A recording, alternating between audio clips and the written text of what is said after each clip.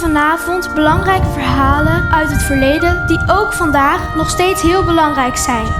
Het verleden vandaag is dit jaar het thema van de Nationale Kinderherdenking. We zijn echt dankbaar voor dat we hebben hulp gekregen onderweg en hier in Nederland.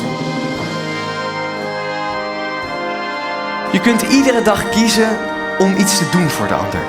Glimlach naar iemand op straat of hou de deur voor iemand open. Dan staan we hier met iedereen, geen kind alleen. Max en Oesje hebben hun leven geriskeerd om de levens van anderen te redden. Zij maakten de keuze om anderen te helpen en de wereld beter te maken.